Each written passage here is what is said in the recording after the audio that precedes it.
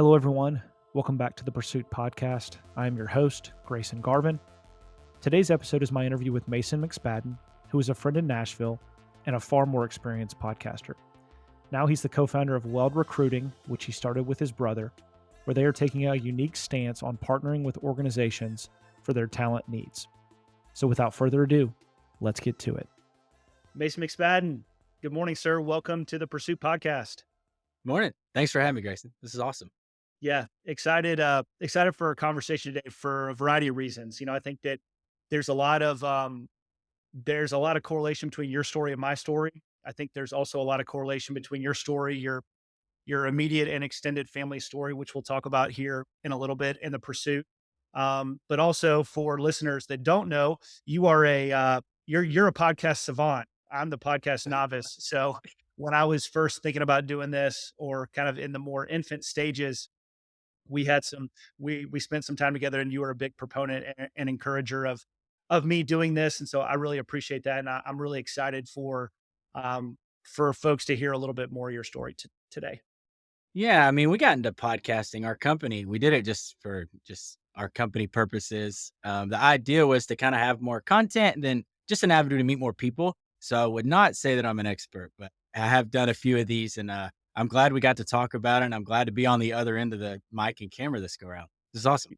Yeah, for sure. For sure. Well, for us to start out, again, tell me from a 30,000 foot view, tell me a little bit more about Mason McSpadden and his family. I know a little bit more, again, about your story, but, again, you and your wife still, but, you guys were in what I think society would consider an industry that's a little bit romanticized. You now are an entrepreneur and business owner, doing great things. I also think that that's a little bit romanticized. So give me kind of a 30,000 foot view of Mason McSpadden, his family, a little bit more of your background and kind of where we find you today. Yeah. So yeah, I love it. Yeah, my story's had a lot of weird twists and turns. But I'm originally from Arkansas, and so is my wife. So her her her dad, um, actually, my grandfather was her dad's high school football coach. So our families have known each other forever. So that's a cool background. But I went to college. I went to the University of Arkansas, and was, truth be told, having a really tough time. Just had a lot of family stuff going on. 2 years prior to that, my oldest brother had passed away. So that was a very difficult time leading into college for me. And I was just really struggling emotionally. But I have grown up playing drums. So music was kind of my saving grace during that time. It was really the only thing that, like, emotionally I could stomach. College, getting my business degree, it wasn't really, it was a tough time for me. So I ended up pursuing a music degree. And so to do that, I moved to Los Angeles, and I ended up getting my bachelor's in music. And when I moved to LA, Kylie, my wife now, she was the only person I knew. Um, we didn't see each other a ton though, because she's a touring musician. She's a singer and has toured with tons of really large artists. So she's done world tours, and they're usually really long world tours. So she would leave for like a year at a time. So it's funny. She was the only person I knew when I moved to LA, but I didn't see her that much unless she was off the road. But yeah, I like to say this, but music saved me in a lot of ways. Again, I just had a lot of just personal stuff going on, and music was, for some reason, being creative and running that down really, really helped me. Um, so that was my start into the music business. I mean, I did a couple of cool things while I was in LA, just a couple cool projects. I could get into that later, I guess. But yeah, I think looking back on it now, though, that's what started kind of the entrepreneurial itch, because musicians are entrepreneurs. I mean, to sell your music or to sell yourself to get on a tour or whatever the case may be in entertainment, you really gotta believe in yourself quite a bit. You gotta work on your craft quite a bit, usually by yourself. I mean, I was in a drum room or sitting behind, my computer producing by myself all the time. So you really gotta have a lot of, like, self-starting, as they say. Being in entertainment is very much entrepreneurial. Yeah, and then marketing yourself so people like your music, or they like you enough to take you on tour, or whatever the case may be. So I get a little insecure about my path. Like, I didn't get the business degree. I don't have a lot of, like, just traditional business knowledge, truthfully. I I learn things on the fly. I learn by failing a lot, come to find out. But I do look back on the music path, and that's what got me started in like, hey, maybe I can run something down on kind of my own and build a team around me, and um, don't don't have to necessarily work for a big corporation. I can still figure out a way to generate income for my family and revenue for my family by running something down that I love. So I love that. Thank you for sharing. Going back into, again, you said a lot of things that I'd love to, dig into a little bit more. But first though, again, you talk about you got a business degree or you got, essentially a music degree, right? yeah, You did some cool projects, your wife, touring musician, world tours, like those are things that I think a lot of people would listen to and be like, "Wow, that sounds unbelievable." And I'm sure it is unbelievable. Um, but behind the curtain, what is that what's that like on a day-to-day basis? Because I know, again, coming from and we talked about this before, it's like I come from athletics, but athletics is also just another form of entertainment, right? yeah. And you see the bright lights, you see the song that gets produced, you see the end result, but people are not as familiar with what goes on a day-to-day basis. So walk us through just a little bit more kind of the good, the bad, the ugly of what living in the music world is actually like.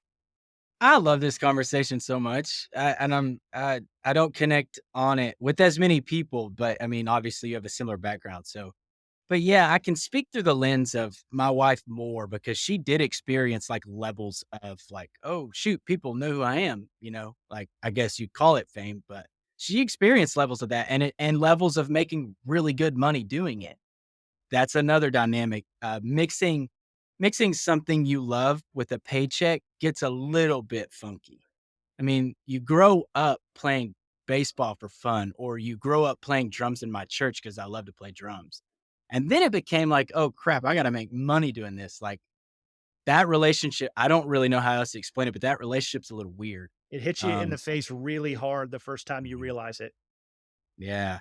And the pressure of like, oh crap, I've got a paycheck. Now I got to keep it coming, but I like it's with what used to be my hobby. So that's a tough one emotionally. That's a tough one to navigate. I mean, I can only speak to it a little bit better now being 33. When I was 23 trying to do it, I was lost as a goose. I think the main takeaway though, just for the question you asked is identity is tough because if you're a musician, and I think probably in sports too, you can speak this better than me, but your value is so wrapped up in like people need to like me so they'll buy my music. Right, I'm such an extension of the thing people are paying for, so your value for who you are as a human being gets really convoluted with, like, "Shoot, if they don't like me, they're not gonna Mhm. pay for this thing." Like, it's really, really hard to emotionally navigate that.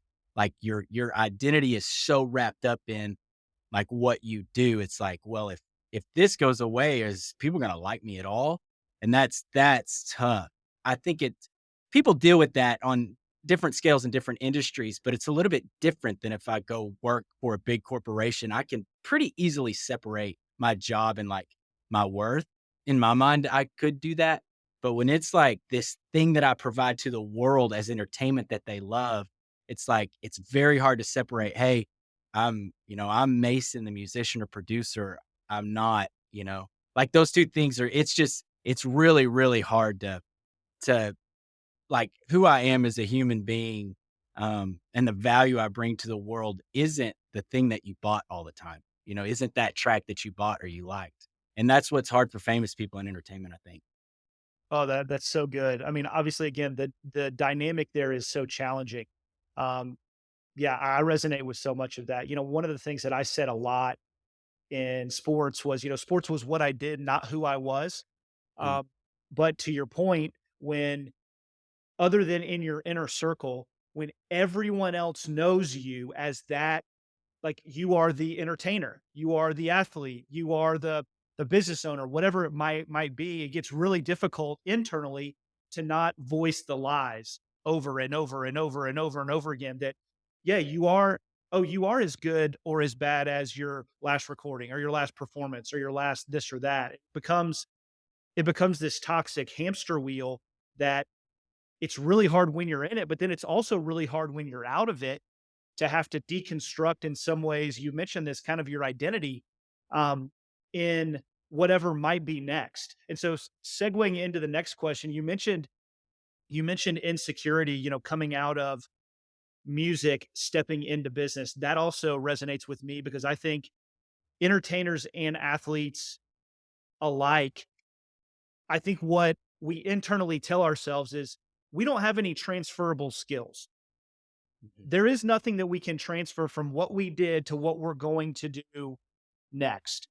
And having unpacked that, some with you and some with others, I think that couldn't be farther from the truth. So, do you mind sharing a little bit more about kind of how you helped deconstruct some of that insecurity for yourself now to, being several years into a small business, running that with your brother, doing some really innovative stuff?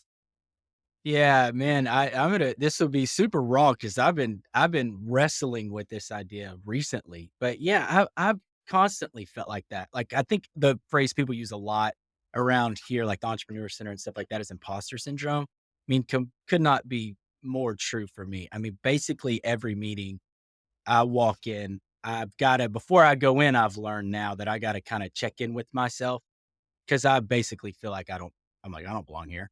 I'm a drummer from Arkansas, whatever. Like, I have all these, like, self-deprecating things that I do, just instinctually thinking that, like, well, I didn't go to that college to get that business degree, to then do the mailroom internship, to then I didn't do that. My path's not the same as most of the people that I feel like I'm across, the table with at meetings. So that's a tough one.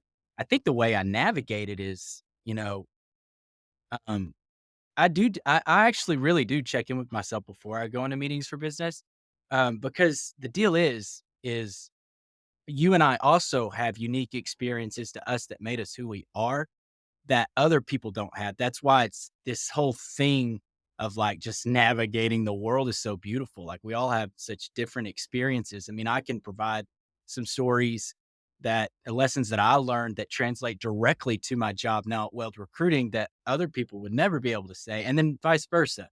So that's I really I love the question because I deal with it all the time. Like even today, it's like what did I take away with me from being in the music industry? Well, I just mentioned like I'm not kind of trying to do this thing where I'd walk into a studio in LA trying to like I guess what I'd call peacock a little bit and be somebody I'm not because I wanted them to like me because if they like me then they'd work with me and we'd make money together. I don't really do that anymore. I'm like I walk into meetings now like this is I would love to work with you if it's a fit. If not, it's okay. But like more than anything, as I'm getting older, I'm just knowing myself a little bit better and understanding that my story has created just beautiful experiences that translate very well to what we do at Weld Recruiting.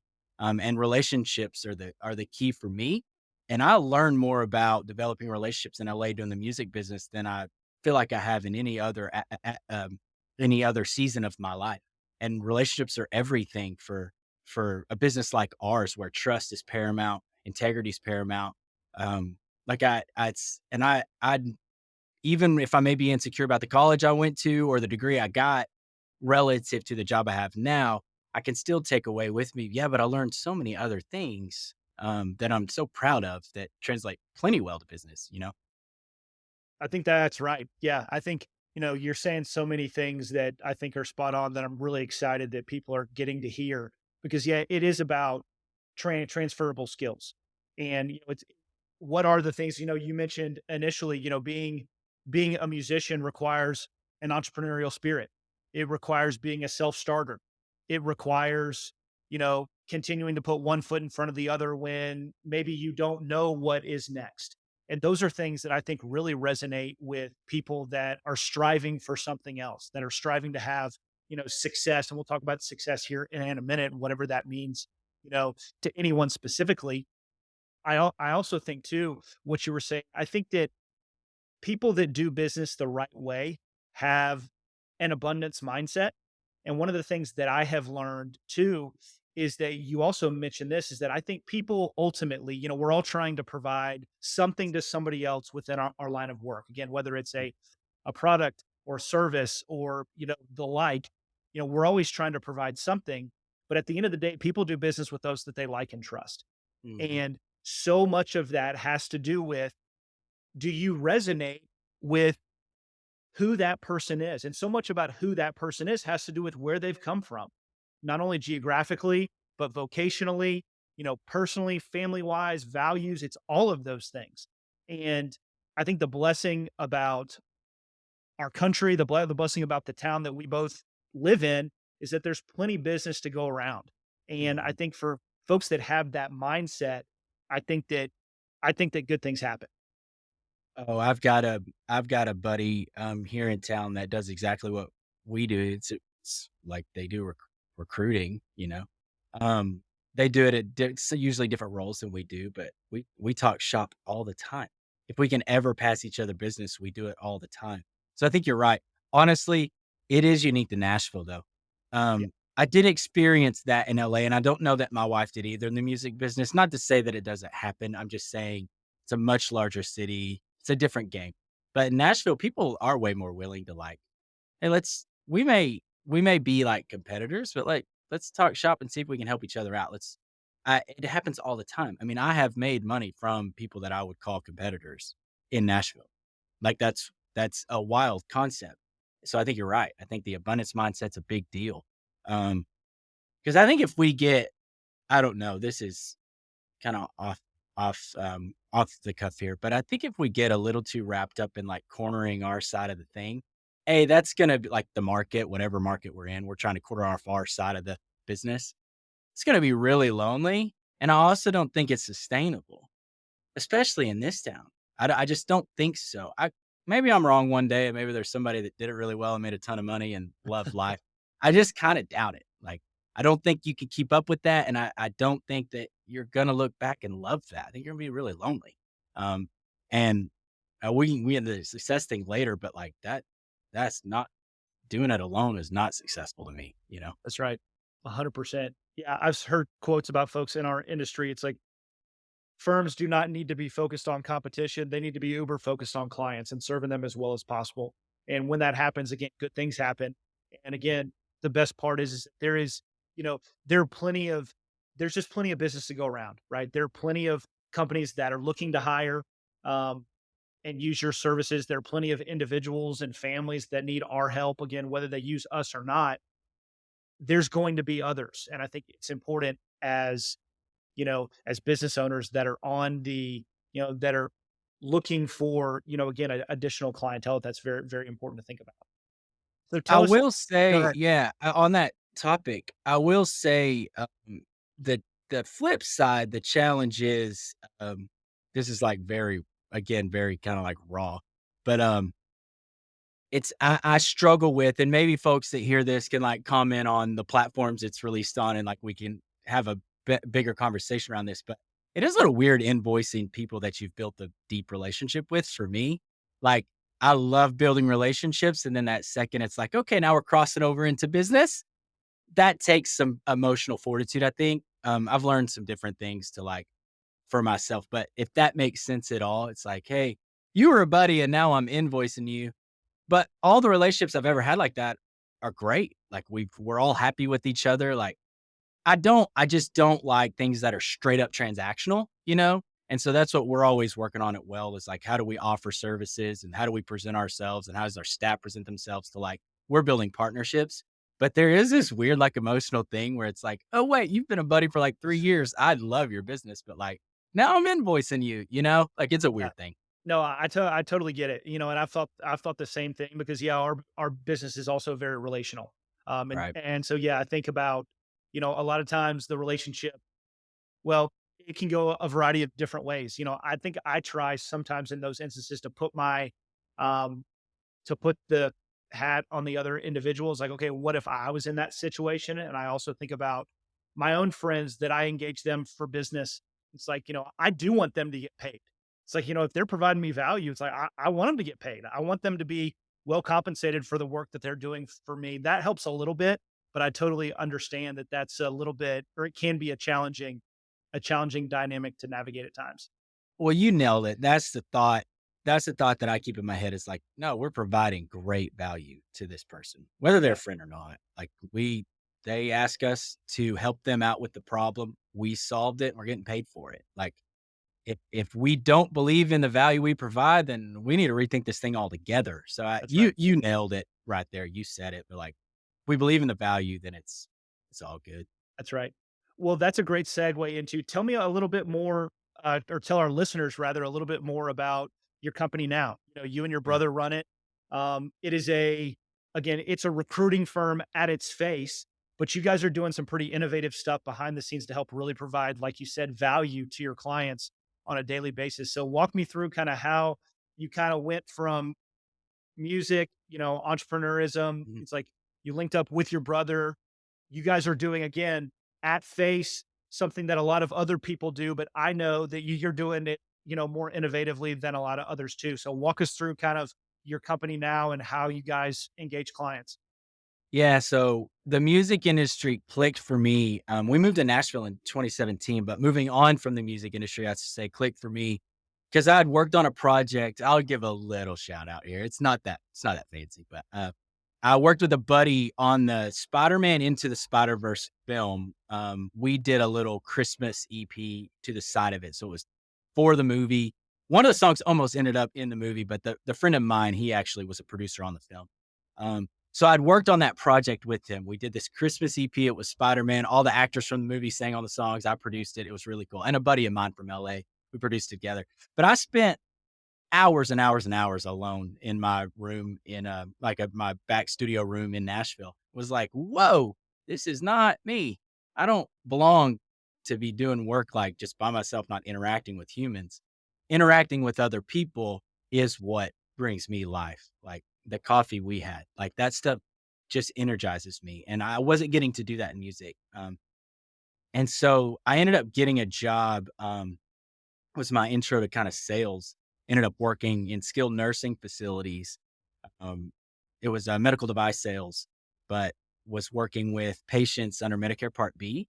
So I got the opportunity to really interact with people all over Tennessee. I was working with therapy departments, but then also serving patients. So it's very mission driven too.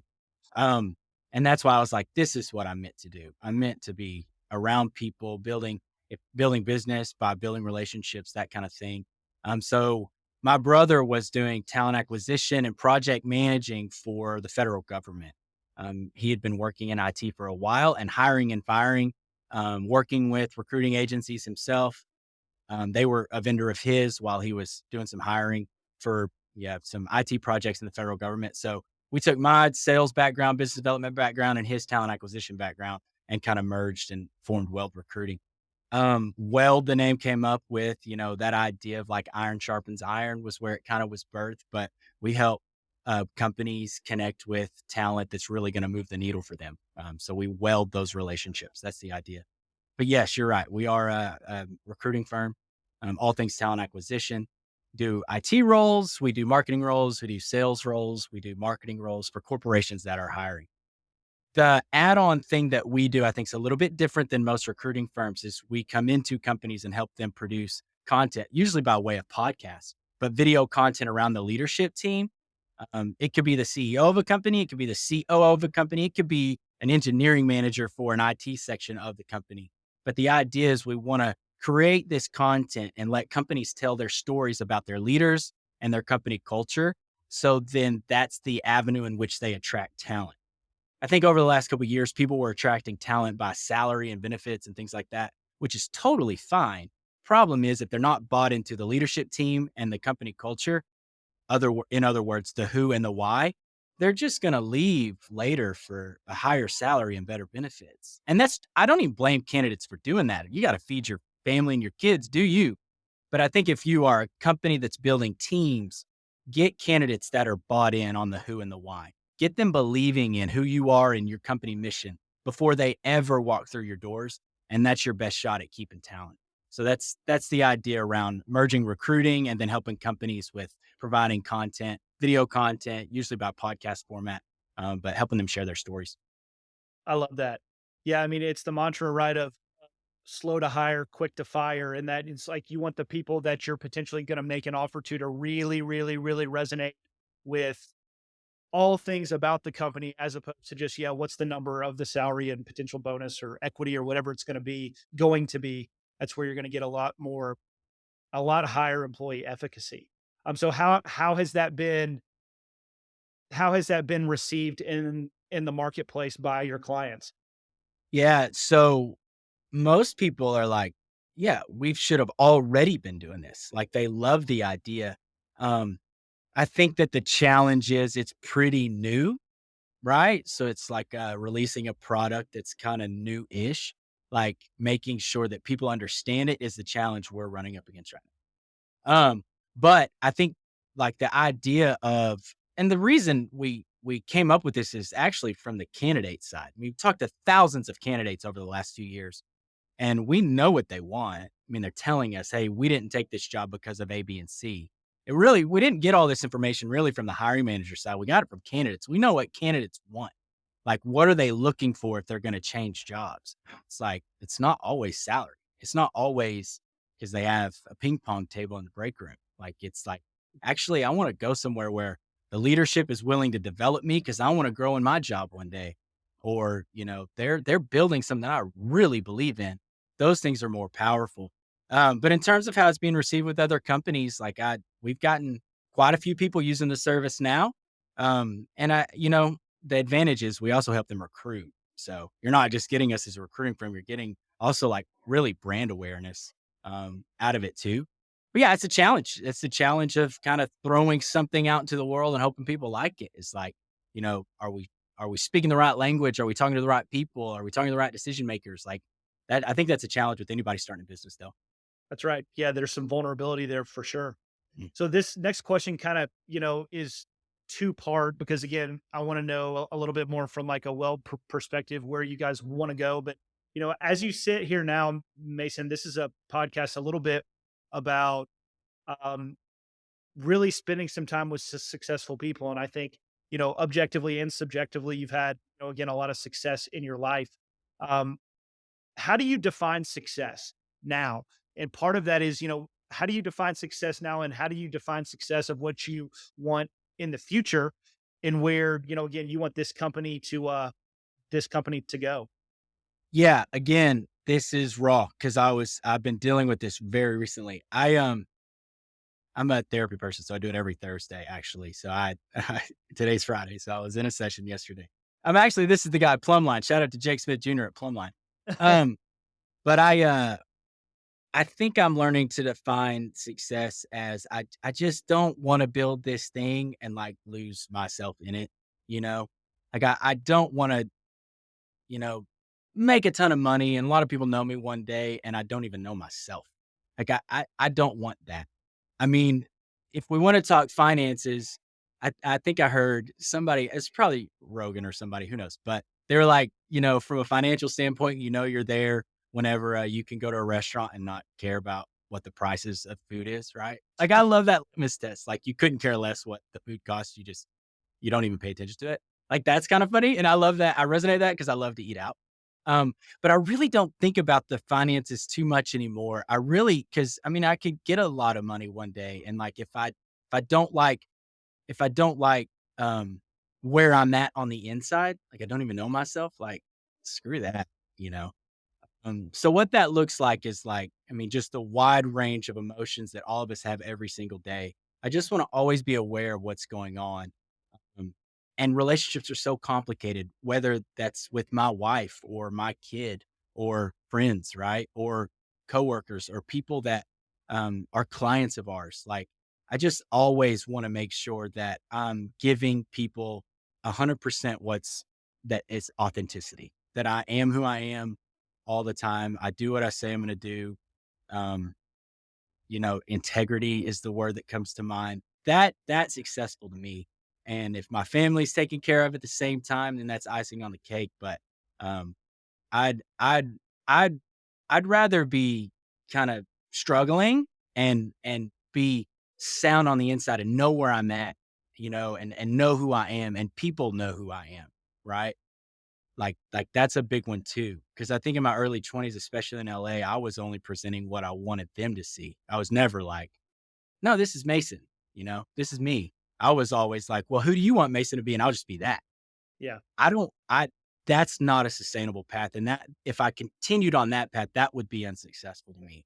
So I think in short, success to me is like, I love building something. I running down risk, like, I can barely even spell the word risk, right? It's awful. Like, I'm basically like, "Let's just go for it."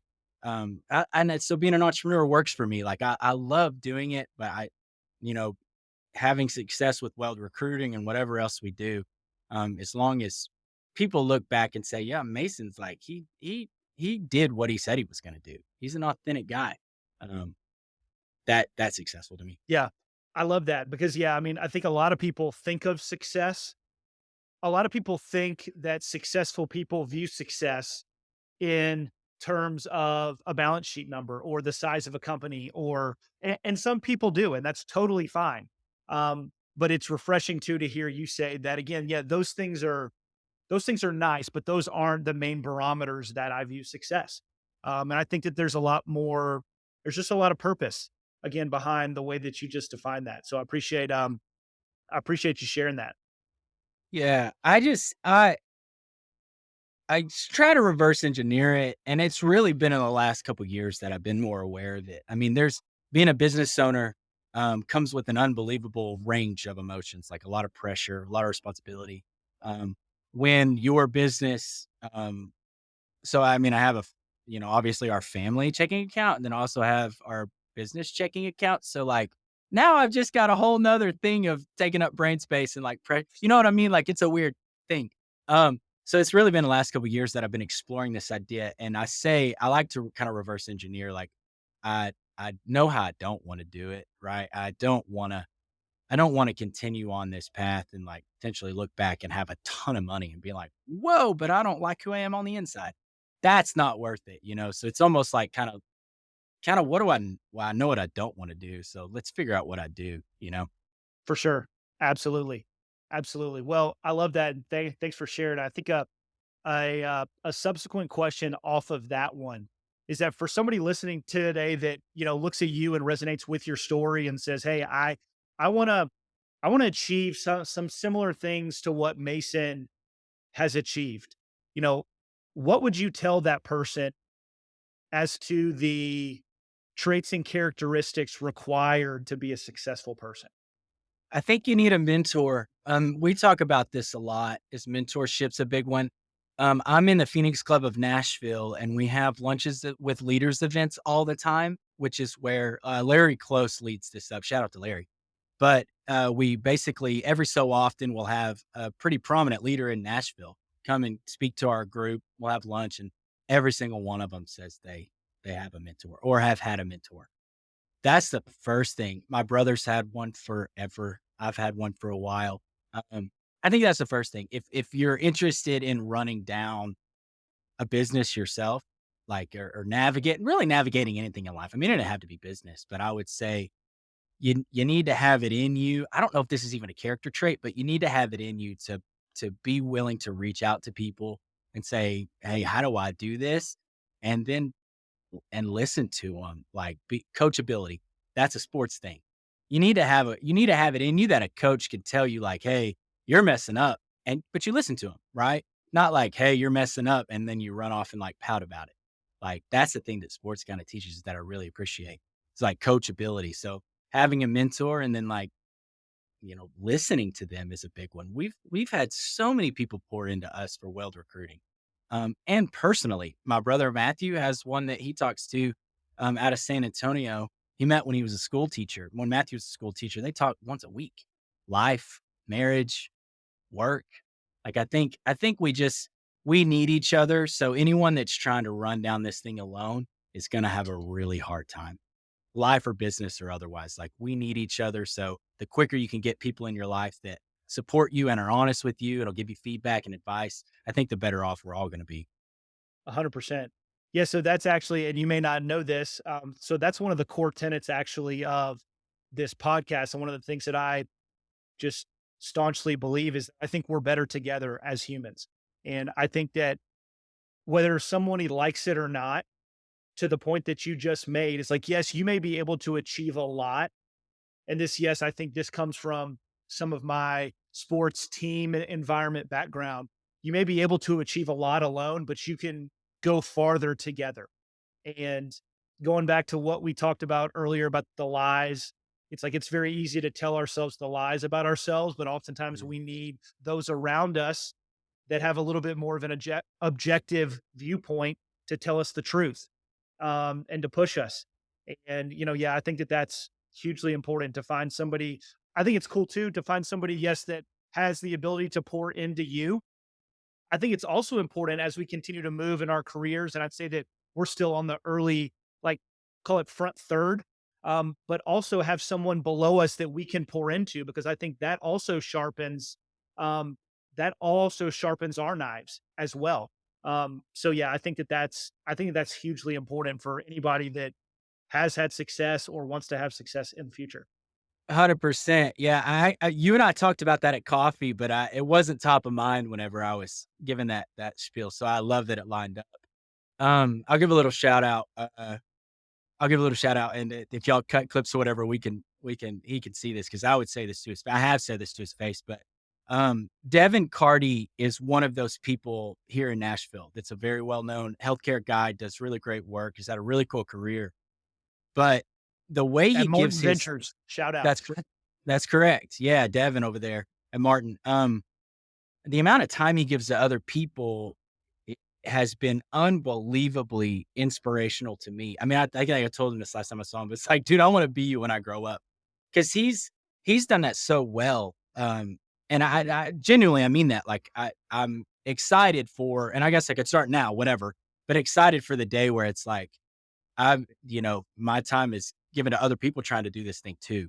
I mean, he's built companies and he's one of the first people I reached out to when we started Weld. And it's and honestly, everyone in Nashville that knows him says the same thing. Like that's the model on how to selflessly give your time to the next generation of folks that are trying to run down business here in Nashville specifically. Yeah, 100%, 100%. I think that's spot on. I think that's spot on. So as we start to kind of wrap up a little bit, this is more of a personal question for you because we've talked about a lot of awesome things today. Um, you sitting here at 33, what's one thing that you wish your 23 or 22 or maybe even 17 or 18-year-old self knew at that time that would have saved him, young Mason, um, Mhm. a lot of a lot of heartache. Yeah, gosh, it's funny because I like to have this conversation, like, but it sounds like it's out of both sides of my mouth. Like I love the 23-year-old Mason too. Like that's just where he was in life. Um, but to answer your question, kind of what I mentioned earlier, like I was lost as a goose on the inside. I just feel like you just you got to do work whatever that looks like for me, it's plumb line or whatever, but to kind of to understand what's going on the inside, because otherwise, what I was doing at 23, like I said earlier, was I was just being the person I wanted people like that people what I thought people wanted me to be. I wasn't being authentic to myself. So what that wound up kind of manifesting or whatever you want to call it was quite a bit of anxiety in my life because you can't keep up.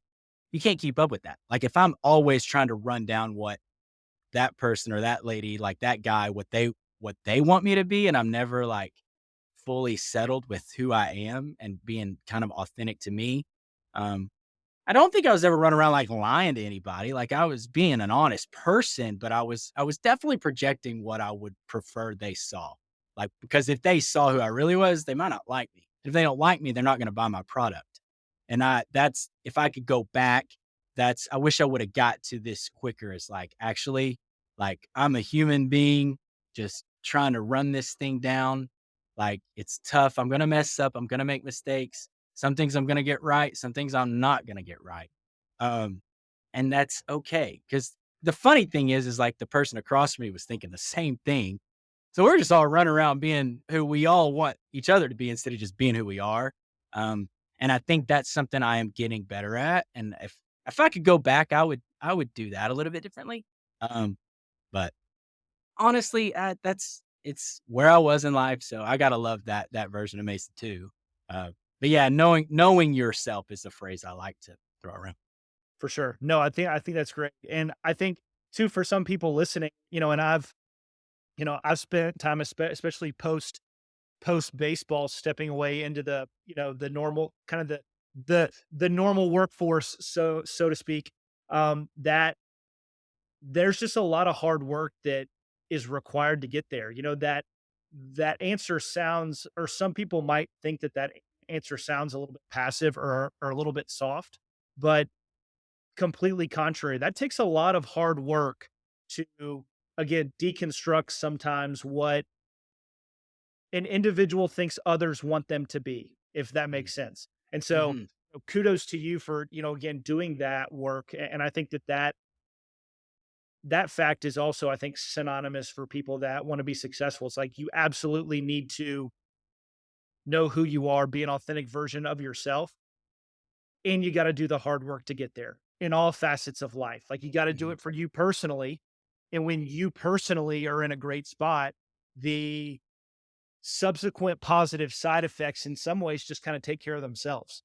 Yeah, I mean, I can imagine for you. I mean, I was trying to find a parallel in music, but like, all right, so people are cheering. You come onto the mound, like everybody's cheering, like, yeah, we're yeah cheering. And then if you don't pitch well, like the other side of that is like, are people going to boo? Like, and so you're always probably wrestling with like, well, dang, they liked me 10 minutes ago, but I didn't have a good day. So like, do people even like me anymore? Yeah. Like, and if I would just pitch better, they would like me. That has actually has nothing to do with you, right? Like in terms of like who you are as a human being is not how well you pitched. And Yep. I've learned that more through Kylie's career. Cause like she went through the ringer of like being signed and then being dropped and like all of that with a record label. So it's like if I'm not signed, like what's my value? Like who I am I even? So I love having these conversations. I think it's super important. I mean, people that aren't in entertainment or sports can make parallels for themselves, I'm sure. But that's a big, big deal is like separating your value with like what you do for work is a big thing. That's right. That's right. Well, and I also think that it there's a significant correlation too, I think, to entrepreneurs. Mhm. The folks that go and, work hard. I think, it's not necessarily synonymous to any one specific gender, but I think males sometimes fall prey more because they find a lot of identity in vocation. And I think you just have to be careful as you continue to move on, and continue to push, that when you are pushing, that again, you are pushing for the right reasons. And those things have to be, I think it's not, okay, I checked this at the front end of whatever endeavor that I'm in, and I don't have to worry about it until I'm at the back end. Um, I mean, I think that work, like you mentioned, you do, therapy often. It's like, I think that the quote checking ourselves needs to be done constantly. That's why you have a good community around you that helps be that barometer. I think it's just so important. Oh, I check in before I go into meetings anymore. Like if I'm going in a meeting where I'm a little nervous, I'm like, yeah. I could feel that thing swelling up where I'm like, I'm gonna act like somebody who I'm not really, I check in with myself. The other thing too, you experience this, I'm sure. Sports teaches you more than any other avenue, in my opinion, is like and entrepreneurships. Like you got to learn this. Like entrepreneurs need to be open to this conversation, but like learning from failure and being okay with it, because gosh, we've done it a lot. Like Weld Recruiting's done it a lot, and um, sports, like, I mean, you get your tail kicked, like, you got a game tomorrow. It's time to, you know you know, look at what you did wrong, try to fix it, and we're on to the next team tomorrow or whatever. I think entrepreneurship needs to be a little bit like that too, building a business and like, crap, we screwed that up. How do we learn from that mistake and then keep going? Because I think I used to posture. Music has a really kind of unfortunate energy around this. Like, you got to be perfect when you walk into the studio. When that record button goes on, you better have your stuff together. And I just don't think that's right. Like, I think we're all trying to figure this thing out. Like if I make a mistake, like figure out maybe where we went wrong and it's okay. Like on to the next one. So Oh, that's sports is a big one too for that. oh, that's so it's so true. I've heard it said before, and I'm a firm believer in this. If you talk to any person that has had, again, what they consider, what society considers to be success, it's rarely on the first try. And people don't think about the pitfalls along the way. There's really only, and I've heard this said by actually a former Vanderbilt classmate of mine. He said, there's only one real way to fail is to not get back up. Mm. And, life is not perfect, and you're never gonna have all of the answers on the first, maybe not even the second or third or fourth try. But it's for those that get back up off the mat that have a chance to have the success. If you stay on the mat, you're done, and that's the only way that you can technically really fail. I think that's also important for people to hear. So good. So, Yeah, I saw somebody said somebody here at the Entrepreneur Center recently. It might have been Sam. I can't remember. I don't quote. I don't. It might not have been him. But yeah, they talked about that. It's like it's not really a business that fails. They just kind of stop. You yeah, know, that's right. it's like That's right. just learn from where you went wrong. Maybe you need it. Maybe it's and that could even look like maybe it's well, maybe we need to regroup and pivot, or maybe we got a whole different company. I don't know, but like it seems to be in entertainment, you see this a ton in music and comedy. Like, if you'll just hang on, if you'll just hang on, it's gonna work out, you know? That's right. 100%, 100%. Man, I've loved this conversation today. I have one more question for you. We've talked a little bit about this, but again, I'm a finance guy, so I love to throw a little bit of finance here at the end of our time together. Um, so go back, maybe even, you know, young Mason McSpadden growing up in Arkansas. Do you remember the first thing that you ever personally saved for? So I this is easy because my grandfather worked for a group called Primerica for his whole career, up until he passed away. So this was we'd sit in his hot tub and I'd be 10 and he's talking about freaking finance stuff. But they actually and I was aware of, like, a college fund that they started for me when I was little. But my first job where I actually started, like, saving up for, like, things I wanted, um, I was 13, I started teaching swim lessons in Alma, Arkansas. Taught swim lessons all the way through college too, that was, like, my gig. Um, but if I can remember something I actually, like, saved up for that's, like, funny as a kid, it was a paintball gun. Love it. Yeah. But Love it. more First hit with a responsibly, paintball gun.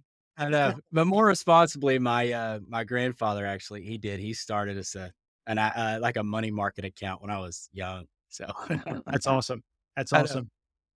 Well, Mason, thank you so much for coming on today. We've really it's been such a great, it's been a really deep, fruitful conversation. Thanks for your trust and transparency, and can't wait for others to hear it too. Yeah, I love this. Thanks for having me. This is really, really cool. I mean, we hit it off the second we had coffee, in my opinion. So I love what you're doing. This is great. People need to hear stuff like this. I love these conversations. Thanks, man. Particularly doing it kind of in this format and kind of go a little bit longer. Um, yeah, this is important stuff. I'm a fan of the pod already. Thanks, man. Well, thank you guys for listening.